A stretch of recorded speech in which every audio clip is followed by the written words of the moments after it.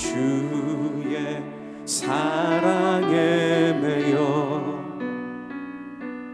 내 영 기뻐 노래합니다. 이 소망의 언덕 기쁨의 땅에서 주께 사랑드립니다.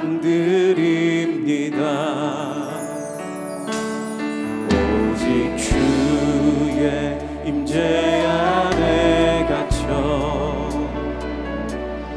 내 영 기뻐 찬양합니다. 이 소명의 언덕 거룩한 땅에서 주께 경배드립니다. 주께서 주신 모든 은혜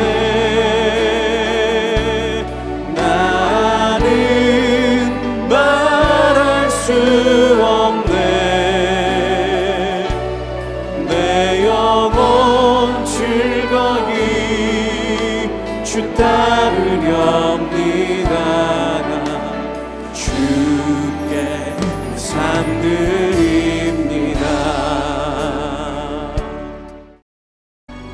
대적들이 시온에서 부녀들을, 유다 각 성읍에서 처녀들을 욕보였나이다. 지도자들은 그들의 손에 매달리고 장로들의 얼굴도 존경을 받지 못하나이다. 청년들이 맷돌을 치며 아이들이 나무를 치다가 엎드러지우며 노인들은 다시 성문에 앉지 못하며 청년들은 다시 노래하지 못하나이다. 우리의 마음에는 기쁨이 그쳤고 우리의 춤은 변하여 슬픔이 되어 싸우며 우리의 머리에서는 면류관이 떨어져 싸우니 오호라 우리의 범죄 때문이니이다.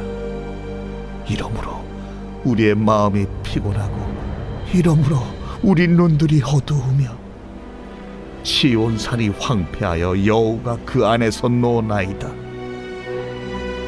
여호와여, 주는 영원히 계시오며 주의 보좌는 대대에 이르나이다. 주께서 어찌하여 우리를 영원히 잊으시오며 우리를 이같이 오래 버리시나이까.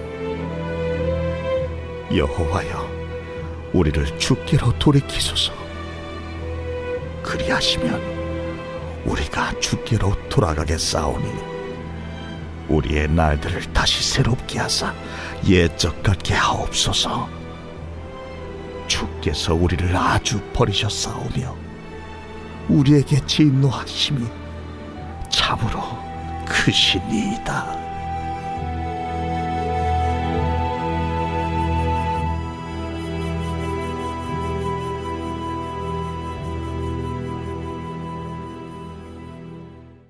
오늘도 새날을 주신 주님께 감사하며 말씀 앞에 서신 성도님들을 환영하고 축복합니다.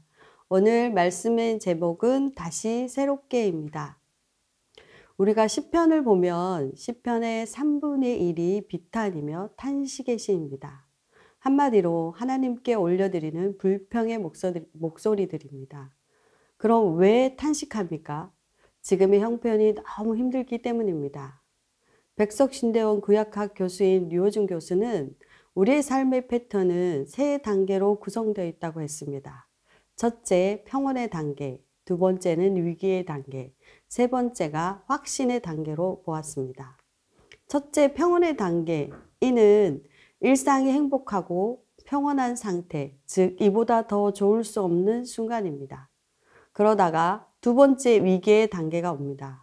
그럴 때 우리는 하늘이 무너져 내리고 인생에 물이 차오르는 것 같고 삶의 기반이 송두리째 흔들리고 평화로운 세상은 끝이 난 상태, 마치 차가 빙판에서 통제력을 상실한 것처럼 삶이 통제력을 상실했을 것 같은 상황이 되면 하나님께 다그치며 성을 내면서 하나님께 불평을 늘어놓은 상태가 두 번째 단계입니다. 하나님, 생각 좀 해보십시오 라고 따지기도 합니다. 이렇게 위기의 상태의 시편의 기자들은 탄식하며 하나님께 나아갑니다. 어쩌면 구약의 시편의 기자들의 삶과 우리의 삶은 별반 다르지 않는 것 같습니다. 그들이 불평하고 원망하는 것이 사실상 우리가 불평하고 원망하는 것과 같습니다. 그들이 살았던 삶 역시 우리가 살고 있는 삶과 같습니다. 물론 삶의 구체적인 내용은 다르지만 삶의 패턴에 있어서는 동일합니다. 이렇게 힘든 상황에 처하게 되면 시편의 대부분의 기자들은 주님 어찌하여 라는 말로 시편을 써 내려갑니다. 오늘 본문의 예레미야 선지자의 탄식이 들려오는 듯합니다. 20절에 보면 주께서 어찌하여 우리를 영원히 잊으시오며 우리를 이같이 오래 버리시나이까.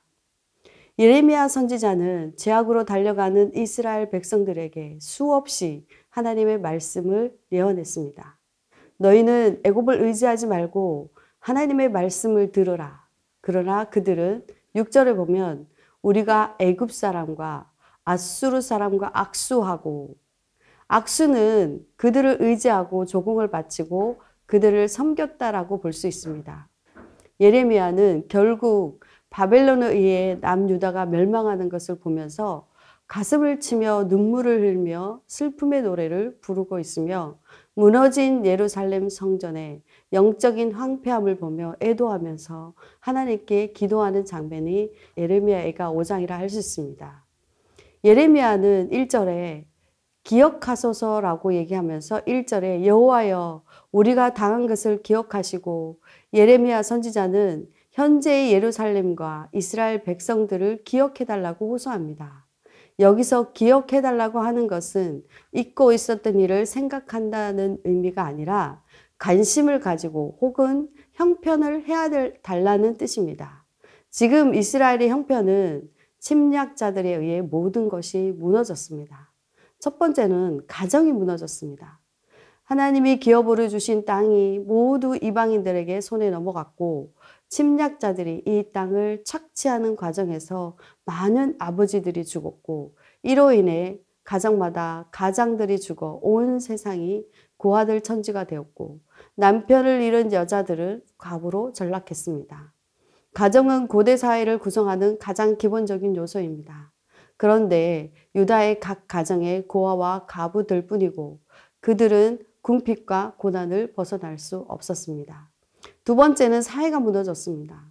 4절에 보면 은을 주고 물을 마시며 값을 주고 나무들을 가져오며, 나라를 잃은 백성은 침략자들이 빼앗아간 우물들을 돈을 주고 사야 하고 자신들이 소유했던 산에서 생산된 장작개비까지 사서 쓰게 되었고, 그들은 너무 힘들어서 목이 질릴 것 같다고 호소하고 있습니다. 먹을 것을 구하는 일이 만만치 않아 생명을 잃을 각오를 해야 겨우 얻을 수 있고, 그나마 넉넉하게 구할 수도 없는 상황. 결국 굶주림으로 몸이 마르고 혈색이 까맣게 변한다는 것입니다. 이들의 삶은 전반적으로 무너져 내렸습니다. 침략자들이 여자들을 강간하고 지도층 사람들은 고문을 당하거나 손을 묶어 나무에 매달아 수모를 주고, 장로들이나 나이 많은 노인들은 공경을 받지 못하고 청년들이 종돌이라 하는 맷돌을 돌리는데, 이것은 청년들에게 즐거움이나 꿈과 희망이 사라져버린 것입니다. 이스라엘 백성들은 택하신 하나님보다 더 중요하게 생각하는 외형적인 세 가지가 있었습니다. 그것은 성전과 왕조, 땅입니다. 그들의 정체성은 이 세 가지로 자부심이 있었고 선민의식이 강했던 것입니다. 그러나 그들의 영적인 중심지인 예루살렘 성전과 그들이 그렇게 원했던 왕은 눈이 뽑히고 죽임을 당하거나 바벨론의 포로가 되거나 그들의 왕권은 무너져 내렸습니다. 하나님의 축복의 땅으로 주신 가나안 땅에서 쫓겨나 바벨론의 포로가 되거나 남아있다 하더라도 바벨론에 의해 짓밟히고 말았던 것입니다. 예루살렘 성은 황폐해지고 왕권은 무너지고 포로로 끌려가는 이 현실 앞에 그들은 하나님을 원망하고 있으며, 이러한 이스라엘 백성들을 안타깝게 바라보며 예레미야 선지자는 눈물로 하나님께 호소하고 있는 것입니다. 이것을 기억해달라고. 그럼 이러한 일들이 일어난 원인이 무엇입니까? 그것은 바로 그들의 죄 때문입니다. 그럼 이스라엘의 죄는 무엇입니까? 죄의 가장 큰 원인은 바로 하나님과의 단절입니다.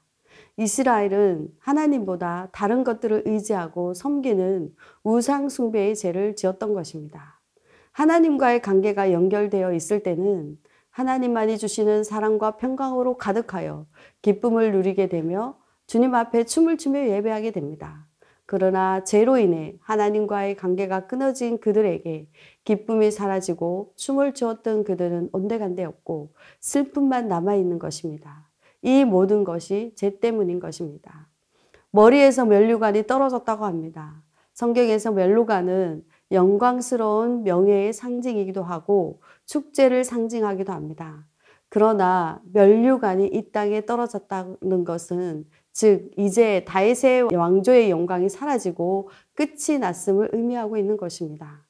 하나님의 선택을 받았다는 것, 하나님의 사랑스러운 자녀라는 것이 땅에 떨어져 버렸다는 것입니다. 17절을 보면 이러므로 우리 마음이 피곤하고 이러므로 우리의 눈들이 어두우며 죄 때문에 마음이 피곤하고 앞을 잘 볼 수 없게 되었다고 합니다. 마음이 피곤하다는 것은 즐거움과 기쁨이 사라진 곳에 탄식과 슬픔으로 채워졌다는 것입니다. 하나님과의 단절되는 그들의 마음은 피곤하여 마음의 기력을 잃어버렸고 일어날 힘조차 없는 것입니다. 눈이 어둡다는 것은 아무런 소망이 없어 초점을 잃은 모습입니다. 이들은 더 이상 흘릴 눈물조차 없었습니다. 15절에 보면 우리의 마음에는 기쁨이 거쳤고 우리의 춤은 변하여 슬픔이 되었사오며 왕이 사라지고 성전이 없어졌는데 마음에 무슨 기쁨이 있겠습니까? 성전이 파괴되었으며 성전에서 여호가 놀고 있고 예전에 예루살렘이 하나님께 예배하기 위해 많은 사람들이 모였던 그곳이 이제는 여호가 놀고 있는 상황이 되어버린 것입니다. 그들의 죄를 고백하며 하나님께 나아가는 것은 그들이 현재 겪고 있는 환난이 그들의 죄 때문인 것을 하나님이 그들을 응징하기 위해 하나님이 내리신 정당한 벌이라는 것을 그 사실을 인식하고 인정하기 때문입니다. 지금 여러분은 하나님과의 관계가 어떠신가요? 우리가 지금 드리는 예배에 감격이 사라졌다면, 우리의 삶에서 원망과 불평이 더 많아졌다면, 미래에 대한 불안함으로 잠 못 드는 날이 많아졌다면 하나님과 나와의 관계를 다시 생각해 보아야 됩니다. 어쩌면 하나님보다 나에게 더 집중하고 있는지를 점검해 보아야 합니다. 나의 정체성을 하나님 앞에서 찾지 않고 나에게 찾으면 잘 나갈 때는 내가 잘해서 된 것 같은 생각으로 교만해질 수 있습니다. 반대로 현재 내 삶이 잘 안 된다고 느낄 때는 자책하고 자존심이 상해하고 자존감이 낮아져서 비관하게 됩니다. 그래서 이러한 생각에 쌓이다 보면 마음이 피곤하고 상황을 제대로 판단하고 볼 수 있는 눈이 없는 것입니다. 하나님과의 관계를 회복하십시오. 회개의 자리로 나아가십시오. 우리가 회개할 때 하나님은 우리를 새롭게 회복해 주실 것입니다. 세 번째는 다시 새롭게입니다.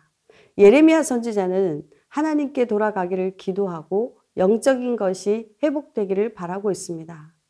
옛적의 기쁨이 넘쳤을 때를 바라보며 다시 옛적 같게 해달라고 기도하고 있습니다.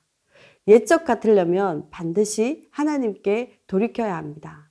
21절에 보면 여호와여 우리를 주께로 돌이키소서 그리하시면 우리가 주께로 돌아가겠사오니 우리의 날들을 다시 새롭게 하사 옛적 같게 하옵소서. 돌이키고 싶지만 그들의 문제는 스스로 돌이킬 능력이 없다는 것입니다. 그러므로 강권적인 힘을 주셔서 능력과 은혜를 주셔서 우리를 돌아서게 해주십시오. 전적인 하나님의 은혜를 강권적으로 구하고 있습니다. 우리는 무기력합니다. 성령님의 그 은혜로 돌이킬 수 있도록 도와주십시오. 라고 호소하고 있는 것입니다. 죄인인 우리는 아무것도 할 수 없고 하나님께 돌이킬 수 없고 돌아갈 수 없는 존재입니다. 하나님께 돌이킬 힘도 마귀에게 빼앗겼기 때문에 하나님의 강권적인 은혜만이 우리를 구원의 길로 인도해 줄 수 있다는 것이며 죄인이 할 수 있는 것은 그분이 이끄실 때 아멘하고 반응하며 따라가는 것입니다. 아버지의 집을 떠나 허랑방탕하여 모든 것을 잃어 지업 열매를 먹고 있을 때, 가장 낮고 비천할 때 마지막으로 아버지를 그리워하게 하시는 하나님의 은혜로 아버지 집으로 돌아올 수 있었던 탕자처럼 돌아오게 하시고 성령님의 인도하심 따라 반응함으로 회개하고 돌아올 수 있습니다. 우리 인생의 세 번째 단계는 깨졌던 일이 다시 연결되고 새로운 창조가 열리는 것입니다. 깊은 상처가 아물고 새살이 나와 고통 가운데 있던 삶에 새로움이 웅터오고 낮아진 심령 가운데 성령님의 감동하심으로 우리는 반응하고 있는 것입니다. 우리 가운데 나에게 집중되었던 마음들을 내려놓으십시오. 나의 의로 가득 찬 나의 죄가 깨달아진다면 그것은 은혜의 때며 은혜 받을 때입니다. 새롭게 되기를 다시금 하나님의 은혜를 바라며 살아가도록 성령님이 우리 마음을 감화하셔서 성령님이 우리 마음을 다시 새롭게 하시도록 나아가십시오. 시편의 기자들이 탄식으로 기도하다가 감사와 찬양으로 기도를 맺는 것은 이렇게 우리에게 새로운 은혜를 주시는 그분을 신뢰하며 확신하기 때문입니다. 베드로가 물 위를 걷다가 바람에 흔들리며 물속으로 빠져갈 때 우리 주님이 손을 내밀어 구원하여 주신 것처럼 우리도 밑바닥 없는 세상 속으로 한없이 추락한다고 느낄 때 주님 나를 구원하여 주소서라고 외칠 때 어느 순간 예수님의 손이 우리를 붙잡고 있다는 것을 느낄 것입니다. 항상 예기치 않은 때에 도저히 기대하지 않았던 상황에서 우리는 주님의 놀라울 정도로 은혜로우시며 자비로우신 구원의 손길을 경험하게 될 것입니다. 다시 새롭게 하실 그분을 기대하며 오늘 하루도 우리 주님의 선하심과 인자하심을 믿으며 그 확신 속에서 감사하는 한 날이 되시기를 소망합니다. 기도 제목을 읽고 기도하며 나가겠습니다. 첫째, 생사화복을 주관하시는 하나님 아버지, 우리의 삶의 형편과 처지를 아시는 주께서 우리의 고통과 환난을 기억하여 주소서. 우리가 원망보다 주님만을 바라보게 하소서. 아멘. 두 번째, 주님과의 관계를 단절시키는 죄악된 마음들을 내려놓게 하소서. 마음의 우상과 미래에 대한 두려움과 나의 의로 가득 찬 마음들을 주님 앞에 죄로 깨달아져서 회개하소서. 아멘. 세 번째, 성령님 우리 마음을 주장하셔서 주님께로 다시 돌이킬 수 있는 힘을 주시고 다시 새롭게 하사 기쁨과 감사가 넘치도록 회복하여 주소서. 아멘. 이어서 행복축제를 위한 기도 제목을 읽고 함께 기도하겠습니다.